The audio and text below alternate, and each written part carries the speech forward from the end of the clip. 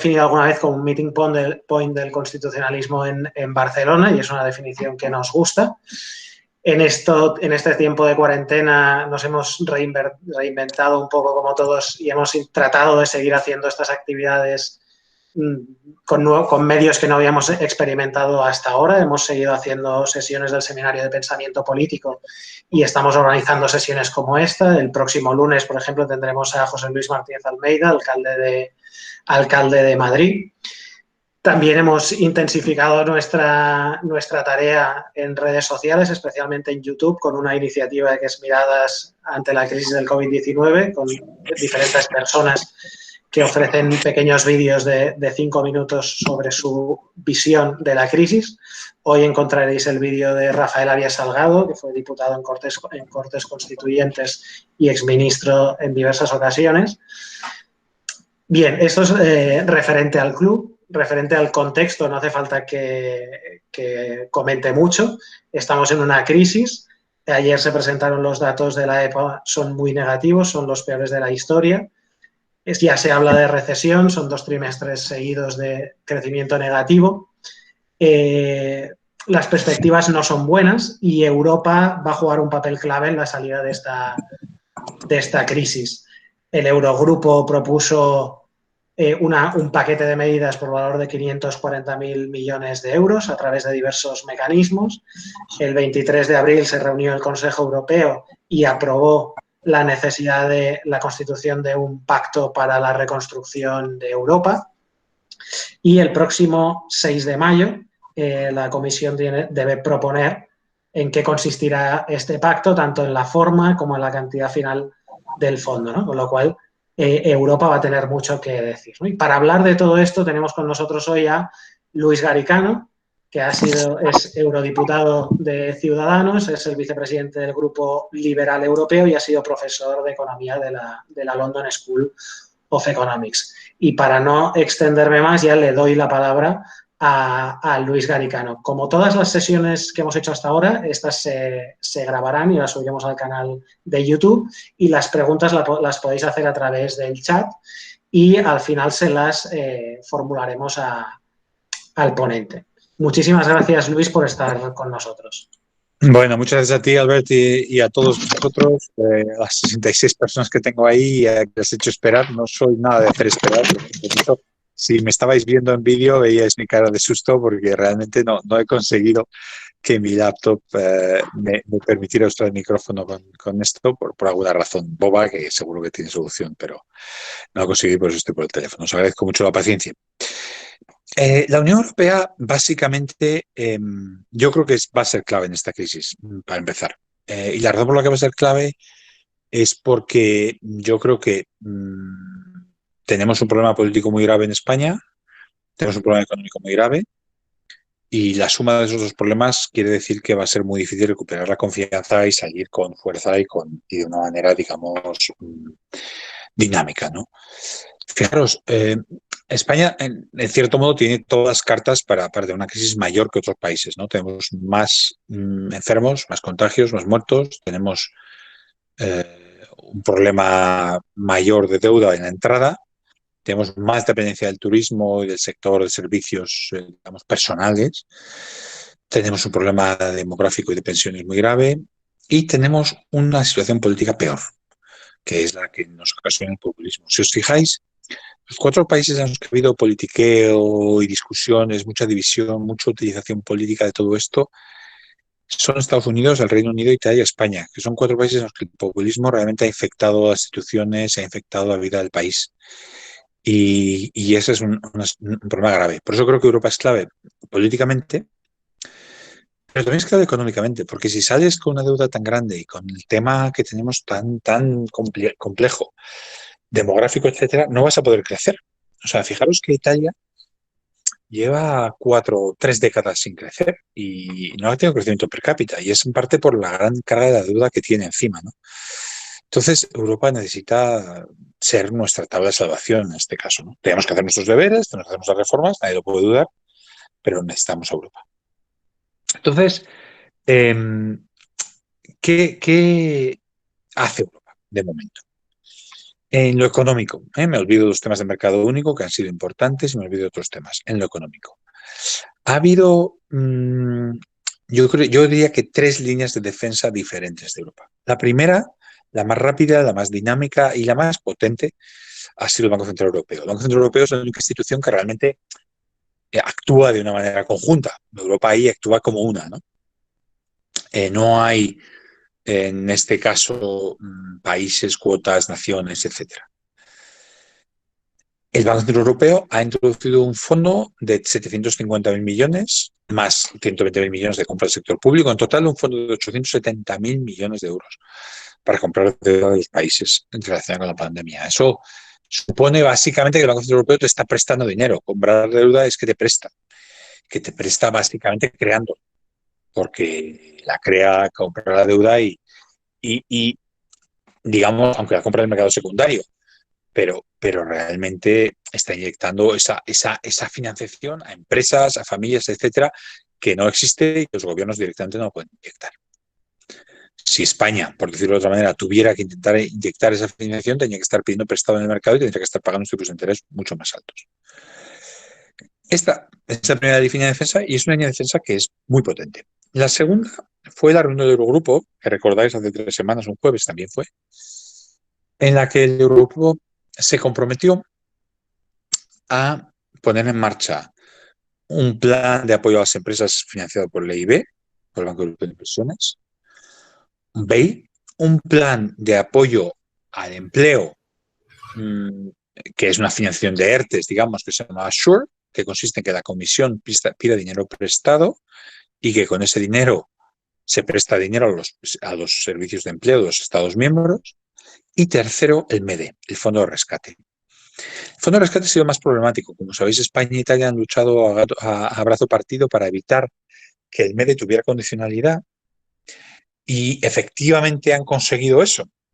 Ha creado el MEDE un nuevo fondo que se llama el Pandemic Emergency Fund, que básicamente consiste en que el MEDE tiene una diferente, un diferente nivel en este Pandemic Crisis Support Line, tiene un diferente nivel de condicionalidad para estos 240 millones que el MEDE normal. El MEDE normal tiene troika, tiene rescate, tiene todas estas cosas. Este MEDE no.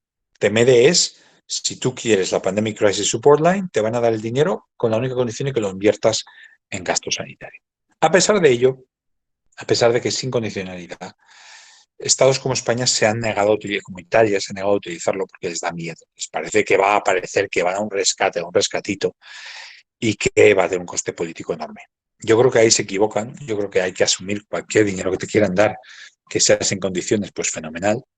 Sobre todo si es más barato que el dinero que tú tienes que sacar en el mercado. Pero bueno, esa es la situación política. Primera línea de defensa europea, el ECB. Segunda línea, los gobiernos europeos vía el Eurogrupo. Y tercera línea, y esta es a la que quiero ir más ahora, es una línea de defensa europea de conjunta de los Estados miembros de la Unión Europea para invertir en la recuperación de Europa. Es el llamado Fondo de Reconstrucción, Fondo de Recuperación, Fondo de Inversión, Plan Marshall para Europa. La idea es la siguiente. Europa va a tener una pérdida de PIB enorme. A lo mejor va a perder 100.000 millones. España, más 150.000 millones que no se van a producir. 10 puntos de PIB, 15 puntos de PIB, dependiendo de quién lo oigas, 20 puntos de PIB. Muchísimo dinero. Y la idea es que haya un fondo de inversión más o menos de la misma magnitud, 100, 150 millones, que permita a los estados, en cada estado miembro, o sea, un fondo de aproximadamente un billón y medio, que permita a los estados miembros invertir de una manera decisiva para salir de la crisis, sin endeudarse. Nos parece crucial que ese fondo sea en forma de becas, de ayudas, de inversiones y no de préstamos. Los préstamos son nosotros tres, ya tenemos préstamos. Esto supone una inversión conjunta. La cuestión es cómo se financia. Kiefer Hofstad y yo hemos hecho una propuesta en la que la forma de financiarse es con los recursos propios que permiten que haya una línea de crédito, que los recursos propios directamente vayan a pagar los intereses de este crédito. Es decir, 1 billón al 2,5% tiene 25.000 millones de intereses y se financia con nuevos impuestos europeos, que pagamos todos europeos, sobre todo sobre las empresas digitales, que son los grandes ganadores de la crisis, y sobre las empresas que más contaminan. Esta es un poco la idea. Esta idea ha sido recogida por el Gobierno de España y la ha intentado llevar a cabo. Parece que no hay grandes apoyos en el Consejo Europeo, pero bueno, una idea con una deuda a largo plazo, etcétera, yo creo que sí que saldrá adelante. Y eso es un poquito lo que os quería contar, el papel de Europa que veo, los instrumentos que estamos poniendo en marcha y a partir de ahí, oye, con vuestras preguntas entramos en lo que más os interese y en lo que más os entretenga. He tardado yo un poquito más en empezar, pero no os voy a quitar vuestro tiempo para preguntas. Así que adelante y yo os respondo lo que os interese.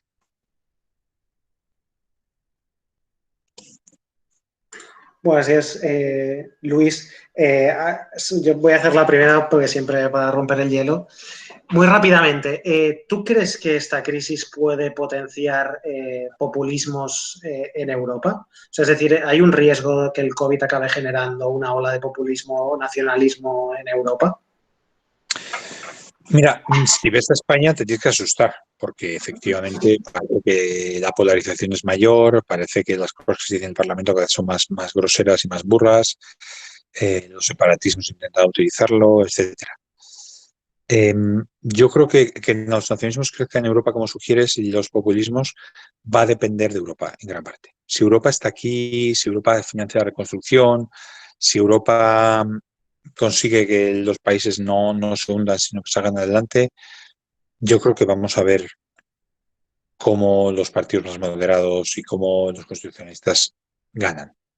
Si Europa se quita de en medio, si Europa no se la ve solidaria, los populistas lo aprovecharán.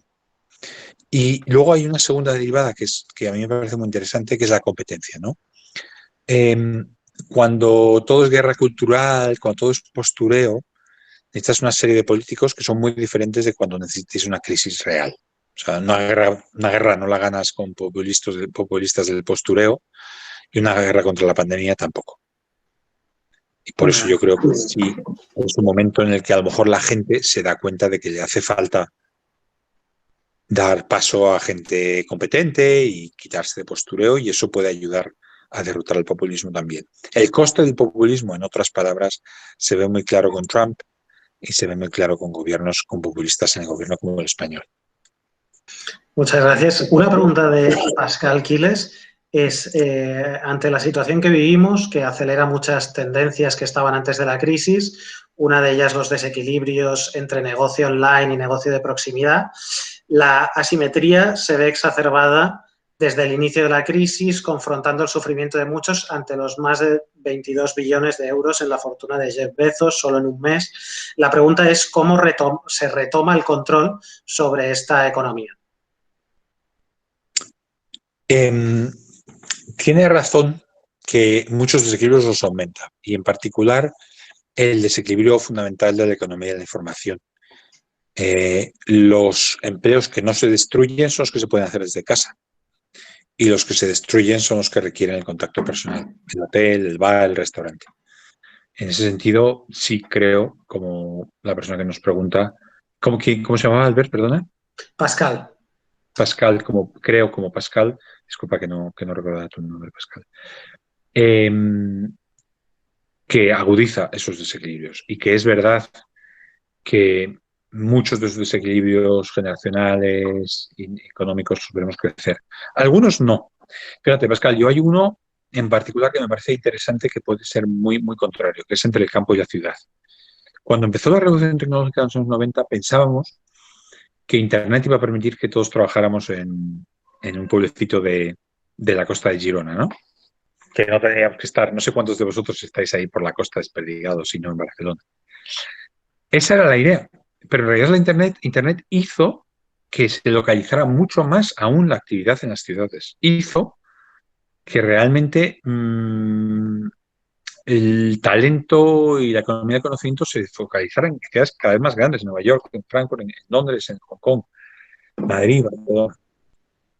Ahora, a lo mejor la promesa de Internet se puede cumplir. Ahora, con estas cosas de confinamiento y tal, pues tampoco la ventaja de la ciudad es tan clara. No puedes ir a los bares, no puedes ir a pasear, no puedes ir al teatro, no puedes ir al cine. Pues, oye, pues a lo mejor te puedes quedar en tu casita de la sierra y estar tranquilo.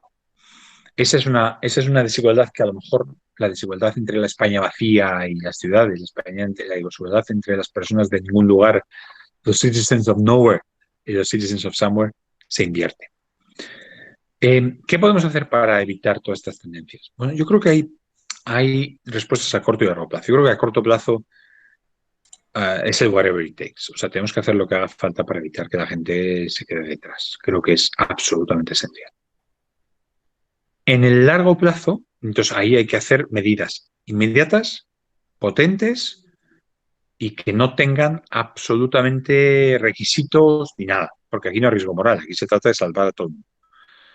En el largo plazo, creo que habrá que ir hacia mecanismos como el complemento de salarial que proponían Ciudadanos, estas rentas, estos impuestos sobre las rentas negativas como Friedman, etcétera, que permitan que todos los ciudadanos tengan unos ingresos mínimos. Eso me parece necesario. Muchas gracias, Luis. Otra pregunta es, ¿hay una guerra fría entre países del norte y el sur? Si están cansados estos países del norte de pagar las fiestas de los países del sur. Pregunta Óscar Zayas. Mira, Óscar, creo que está claro que hay mucha sensación de que van a terminar ahogándose en deuda que no han adquirido ellos, ¿no? Que alguien se ha corrido la juerga y luego les cae a ellos. Esa sensación existió ya con la crisis del euro y se puede acentuar ahora. ¿Tiene algo que ver con la gobernanza esta crisis? Es posible. Los países que lo hacen bien, como Alemania, pues lo han hecho bien en esta. Y los países que tienen una situación descentralizada muy rara, como España, y un constitucionalismo un poco, digamos, de pacto de último momento, que no se ha pensado, las competencias se distribuyen de acuerdo con criterios objetivos, sino un poco a lo loco, pues lo han hecho peor.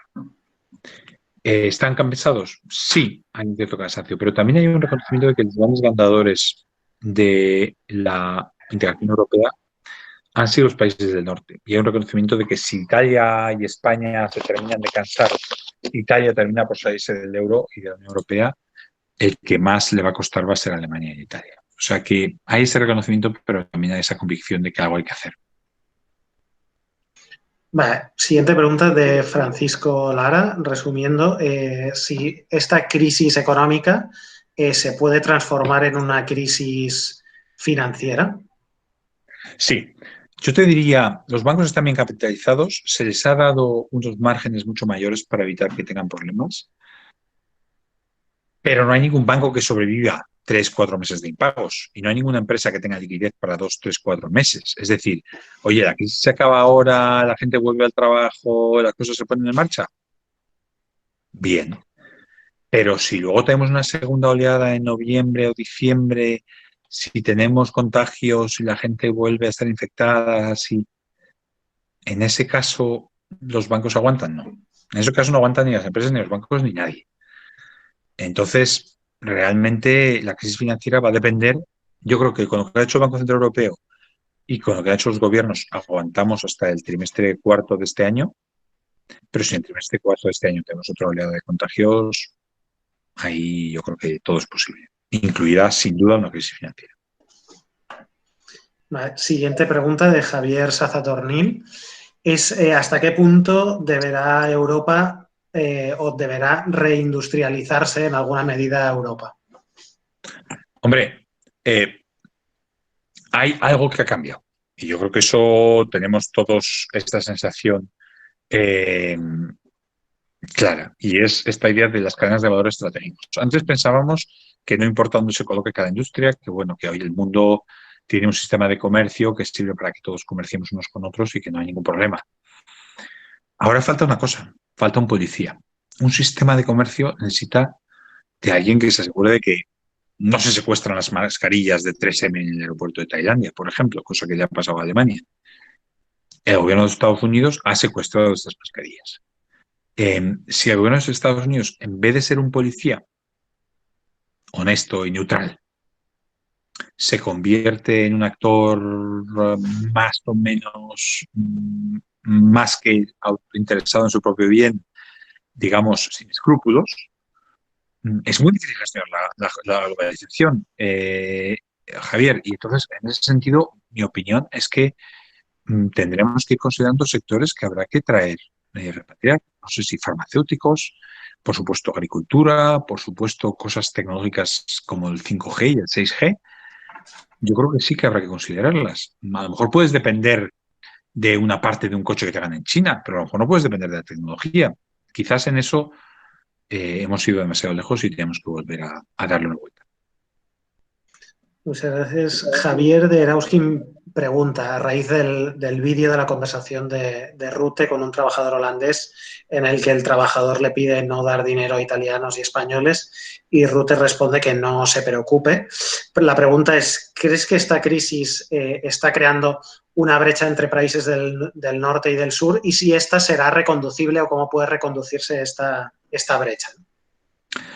Como aquí estamos en Chatham House y no tengo miedo a que me malinterpretéis, yo os diré que conozco mucho a Rute y que Rute es una persona que le gusta quedar bien y ser simpático, es muy simpático y le gusta estar siempre bien con todo el mundo y le ha respondido al obrero lo que el obrero quería oír. Yo no creo que el vídeo tenga tanta importancia, pero sí, sin duda, está creando una brecha y en las próximas 2 semanas, cuando veamos cómo se desarrolla este plan de reconstrucción, vamos a ver si esa brecha tiene consecuencias permanentes, efectivamente. Es muy preocupante si eso sucede. Si al final Holanda y Alemania aprueban y apoyan un plan serio para toda Europa, pues todo eso no habrá que preocuparse.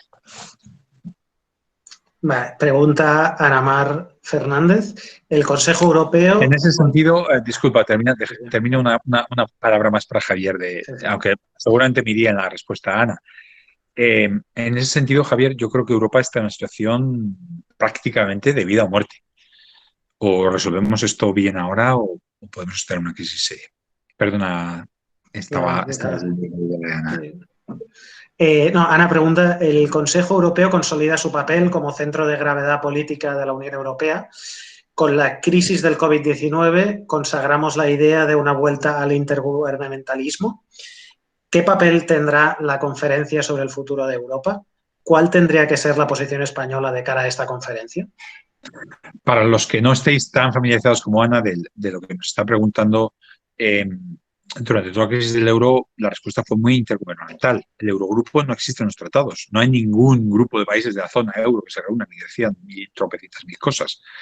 Es una reunión informal entre gobiernos en la que no entra ni el Parlamento, ni la Comisión, ni nadie. Eso es, vamos, puro intergubernamental, como la ONU. Y Ana se pregunta si no vamos por la misma dirección. Y la realidad es que la primera respuesta ha sido así. Yo creo que la posición de España tiene que ser netamente europeísta, netamente por la vía comunitaria, por la vía de que la Comisión y el Parlamento no haya déficit democrático y trabajemos juntos. Y en ese sentido tengo todas las esperanzas de que así sea. Creo que la Conferencia sobre el Futuro de Europa es el lugar donde este paso se tiene que dar. Yo creo que es un momento hamiltoniano para Europa, Ana. Yo creo que es el momento en que Europa decida si realmente quiere ser de mayor, si quiere ser una unión monetaria, que tendrá que ser fiscal, que por tanto tendrá que ser política, o no quiere serlo. Pero las tres cosas van juntas. Y yo creo que lo que estamos haciendo, crear Schengen sin crear policía común y sin crear inmigración común, crear el euro sin crear política fiscal común y sin crear instituciones comunes para manejar una crisis como esta y un seguro de puestos común, tiene un recorrido muy limitado. Bien, pregunta Ricardo Calleja, ¿cómo ves la salida de España de la crisis a medio plazo, pensando en el modelo productivo, en la estructura económica del país tan basada en el turismo y qué impacto puede tener pues, esto a corto y a medio plazo en este sector y otros que puedan derivar del sector turístico? Bueno, Ricardo, gracias a ti. España tiene una estructura que es muy vulnerable a este tipo de problemas. Si no te dejan viajar entre provincias, ¿cómo vas a volar entre países? Si volar es en una cajita metida todos respirando el mismo aire, pues volar puede ser algo que tarde en hacerse. Y si los países tienen diferente nivel de supresión, si Austria lo ha hecho muy bien, por ejemplo, y Italia lo ha hecho muy mal, pues Austria, la frontera entre Austria e Italia, Austria va a tener mucho cuidado y no va a querer que los austriacos vayan a Italia. Entonces, la recuperación de la actividad turística es un problema, sin ninguna duda. La recuperación de 1 millón de personas en Benidorm, 5.000 personas en la macrodiscoteca de Ibiza, miles de personas en un teatro de Mérida, de centenares o miles de personas andando por el paseo marítimo de Barcelona y tomándose unos por la playa y por el puerto olímpico, tomándose unos helados. Todo esto es difícilmente sostenible. Y yo creo que España, por las cartas que os comentaba antes, las cartas políticas, demográficas, estructura económica del sector turístico y el impacto de la crisis, es un país que va a tener una recuperación mucho peor a medio plazo. Tenemos muchas cartas que indican eso.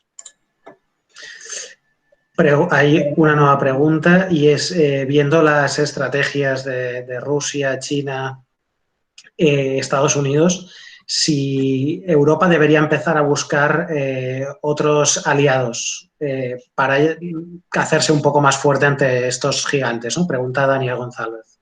Europa tiene la fuerza en sí. Lo que necesita Europa es aliarse consigo mismo. Te cuento dos datos anecdóticos, Daniel. Uno, el PIB de Rusia es igual a España más Portugal. Dos, el gasto militar de Rusia es menor que el gasto militar de los países de la Unión Europea sumados. ¿Qué pasa? Que cada país de la Unión Europea gasta en lo mismo. No tienes un presupuesto común grande para hacer cosas grandes. Tienes un presupuesto común pequeñito que está hecho para cosas pequeñitas. Entonces, eso requiere que Europa trabaje junta. Con eso sobra, sinceramente. Una pregunta de Isabel Molina es si no cree necesario promover un acuerdo intergubernamental para conseguir una coordinación real de acciones de salud pública de los Estados miembros y, en concreto, de las medidas de desescalada.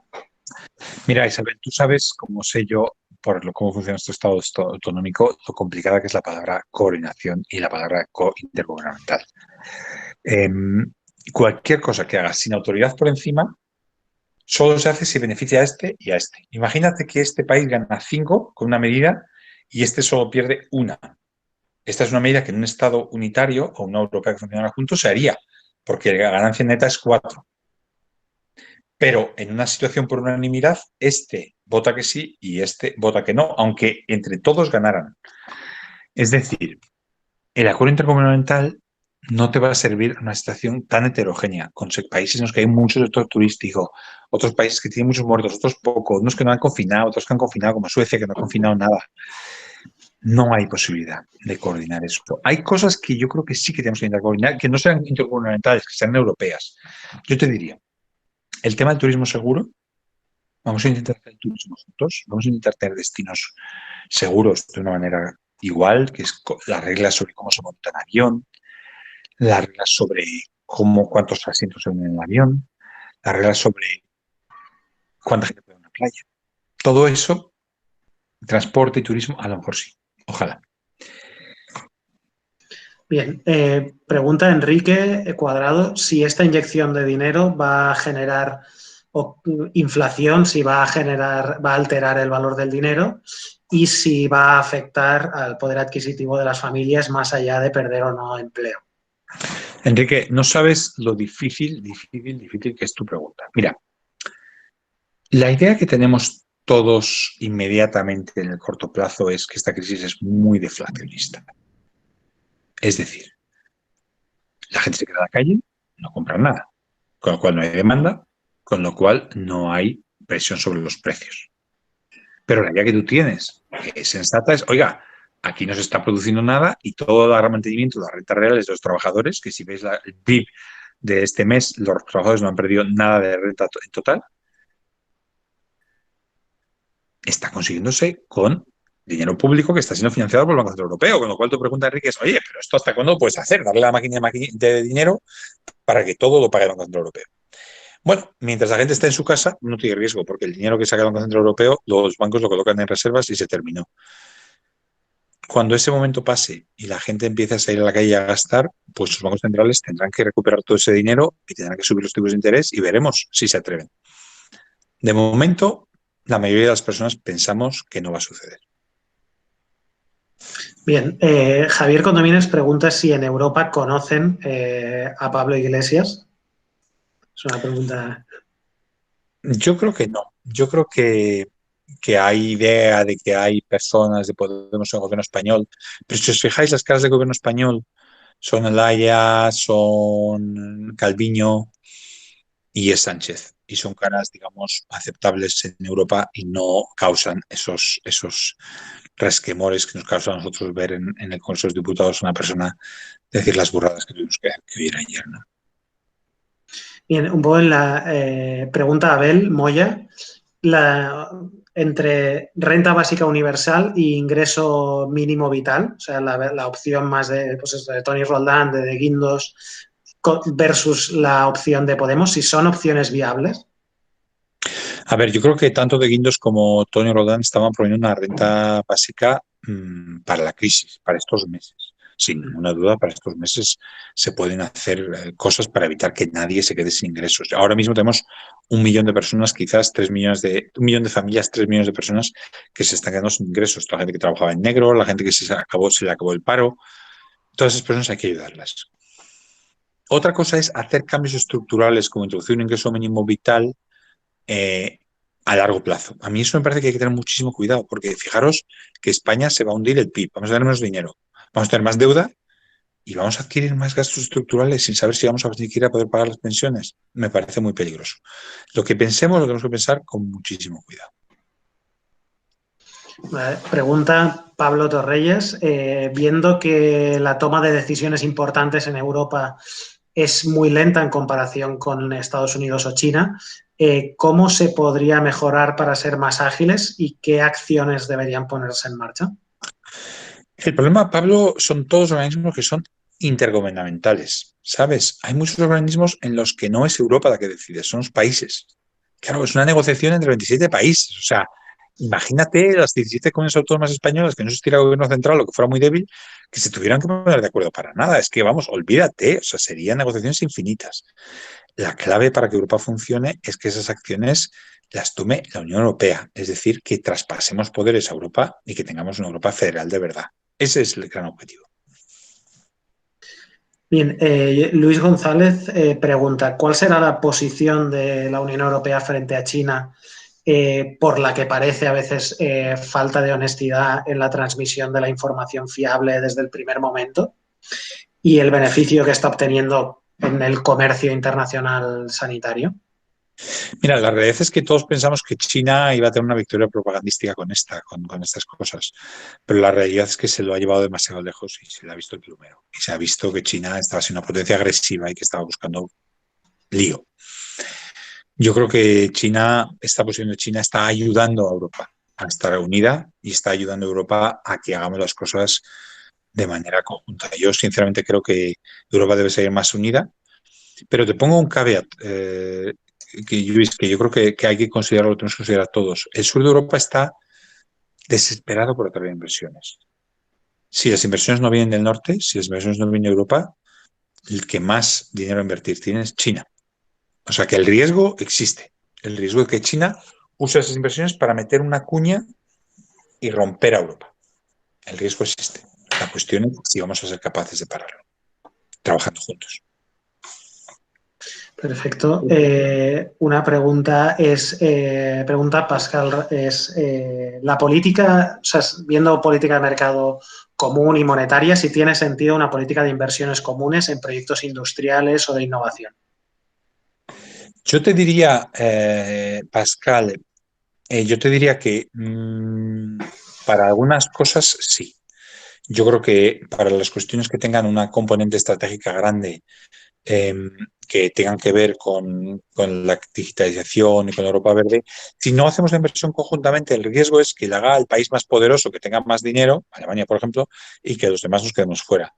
Yo creo que para ese tipo de actividades de grandes infraestructuras europeas es para lo que estamos poniendo este plan de reconstrucción que sirva para que Europa invierta de manera conjunta. Pregunta Alfons Puga, si vamos a ver cómo nos enfocamos a un mundo regional local desde un punto de vista de desarrollo de negocios, más allá de seguir fomentando la globalización, desde el punto de vista de empresa, defensa, etcétera.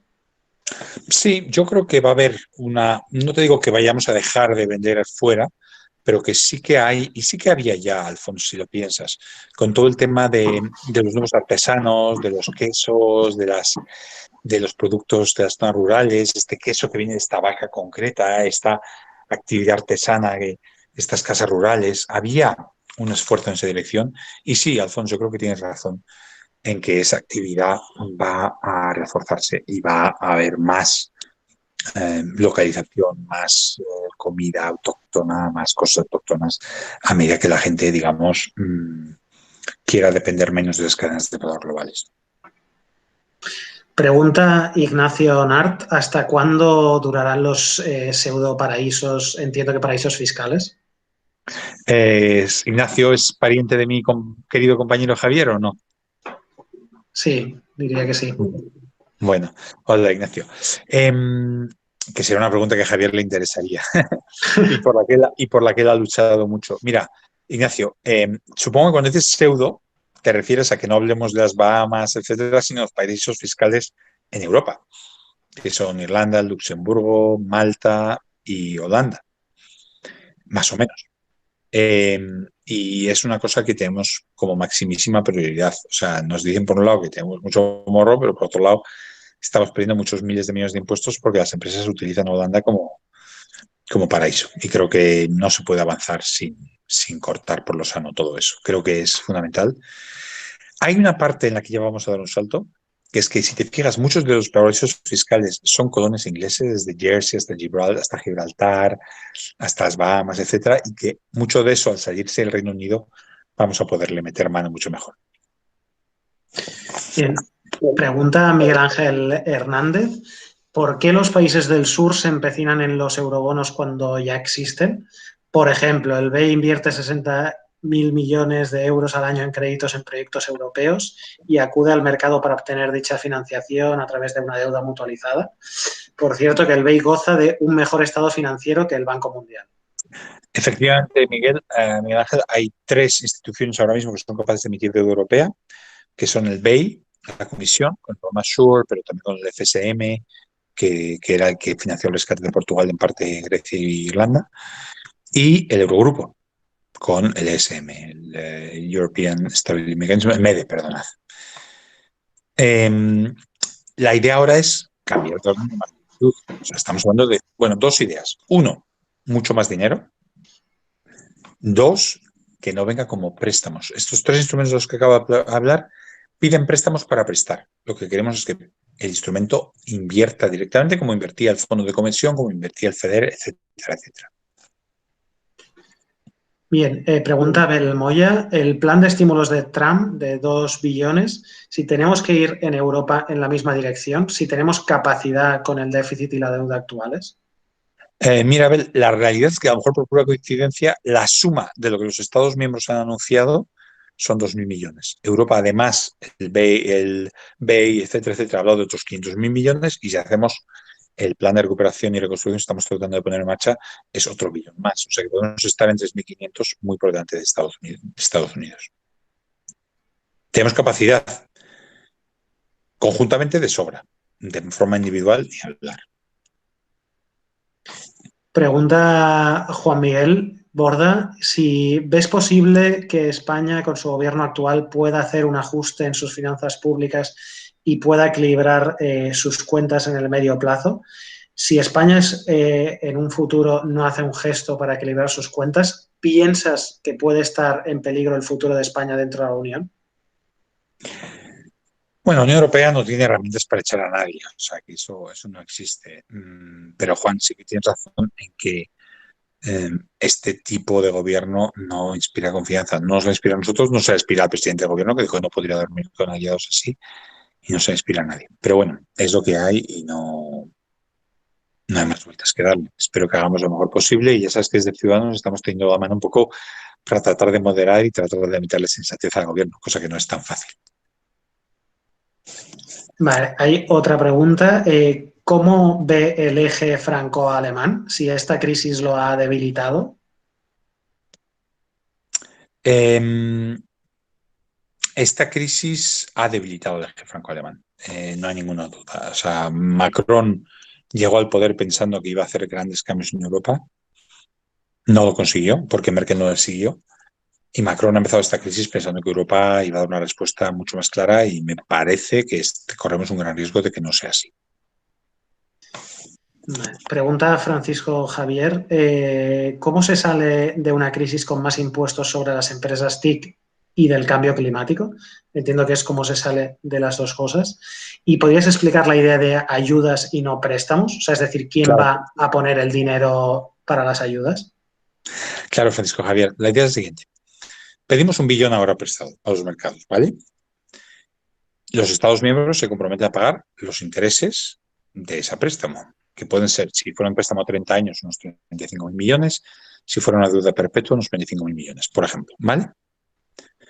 Entonces, ese billón se usa para grandes proyectos europeos, para poner la economía europea en marcha, ¿vale?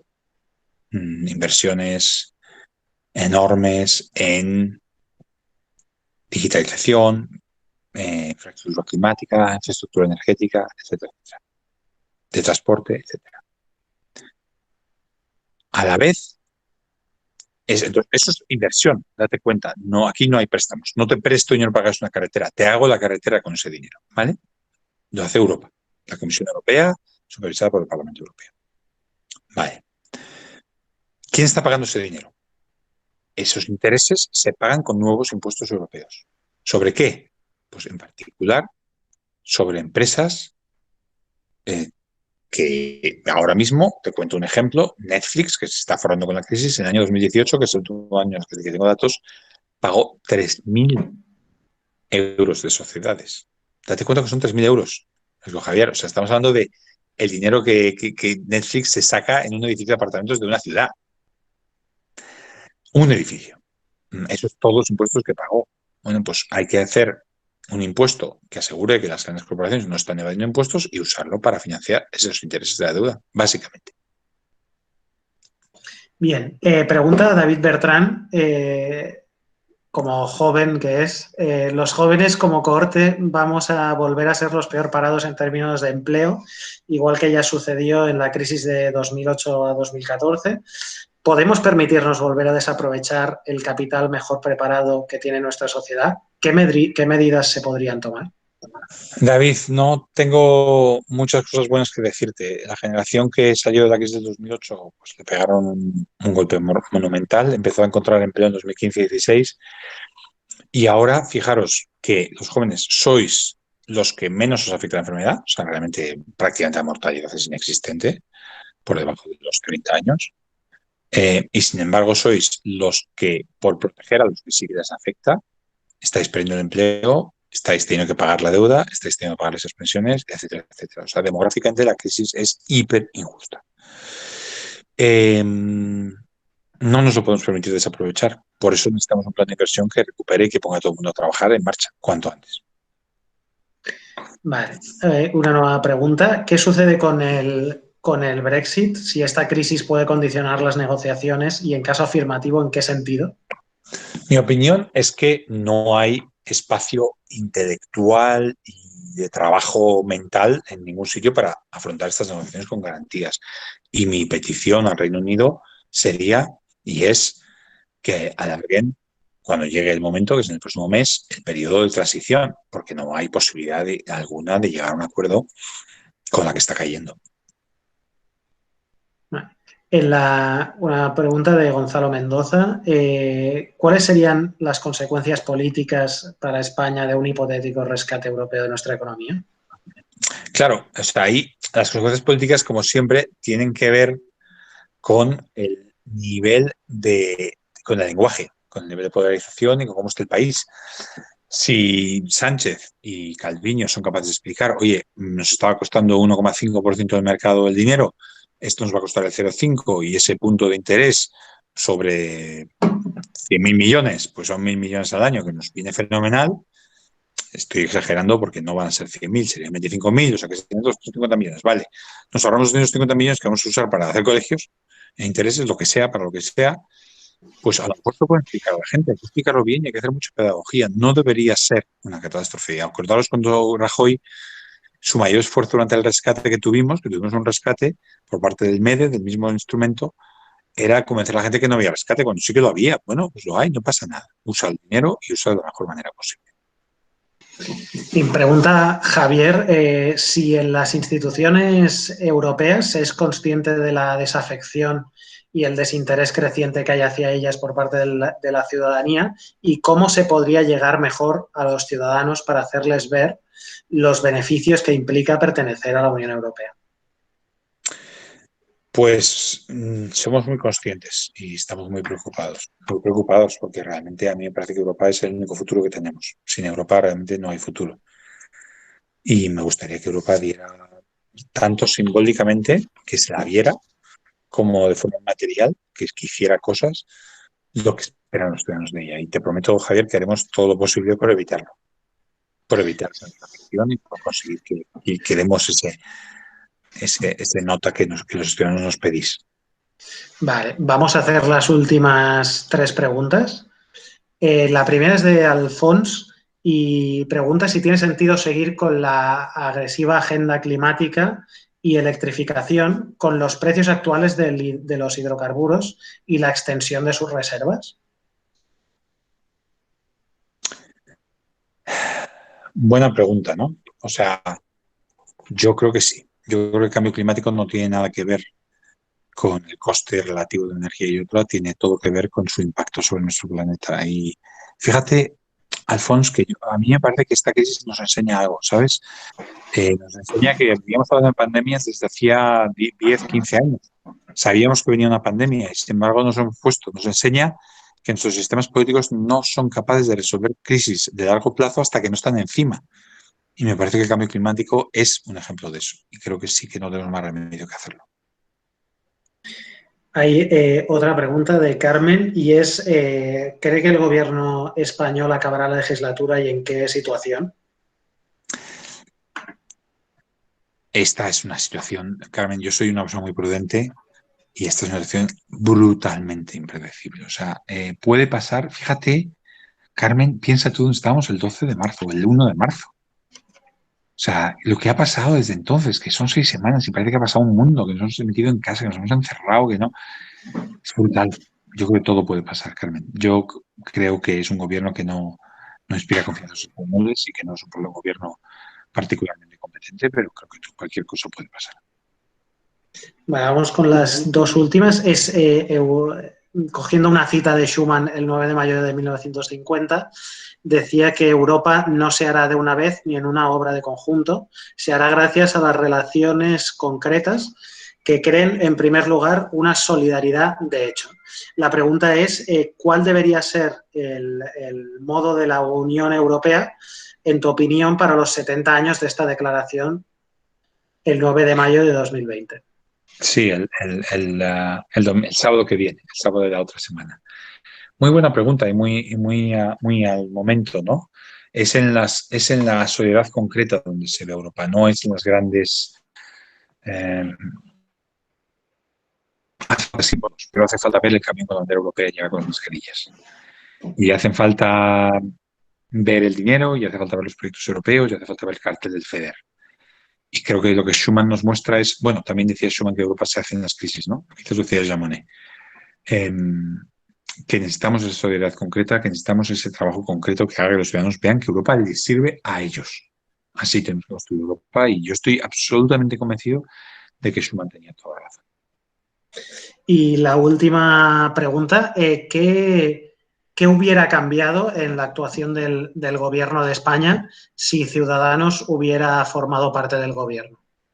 Jo, qué pregunta más complicada. Vamos, más.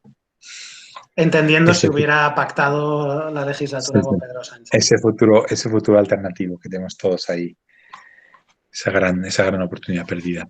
Yo te diría que lo que hubiera cambiado es que como ciudadanos sabéis cómo es, que la competencia prima por encima de todo. No tendrías esa sensación de improvisación, tendríamos los papeles, tendríamos los deberes hechos, estaríamos leyendo la prensa extranjera, cosa que da la impresión de que no hacen, sabiendo lo que está pasando en el resto del mundo, sabiendo cuál es la investigación científica y tomando decisiones siempre en función de la evidencia. Y creo que España estaría mejor, eso me imagino. Pero bueno, es lo que es. Como dice De Niro en la película esta última película de gangsters de Netflix, que dice "It is what it is", es lo que dice cuando se va a matar a alguien, es lo que hay. Muchísimas gracias, Luis. Ha sido Gracias un a placer, y vosotros, a todos es un los que placer. habéis asistido. Os esperamos el próximo lunes, a los que queráis, a la misma hora, para una sesión Muchas gracias con Martínez Almeida. Muchas Muchísimas gracias por gracias. las preguntas. Creo que hemos respondido a muchas preguntas y eso siempre me alegra que hayáis hecho tantísimas preguntas. Ha habido un buen grupo de gente y os agradezco a todos vuestra atención y buen fin de semana. Igualmente, muchísimas Gracias, David, gracias. gracias, Javier, y gracias a todos. Y bueno, gracias al Grupo Toqueville y gracias particularmente a Albert por tu hospitalidad y hasta siempre. Muchísimas gracias, Luis. Muchas gracias.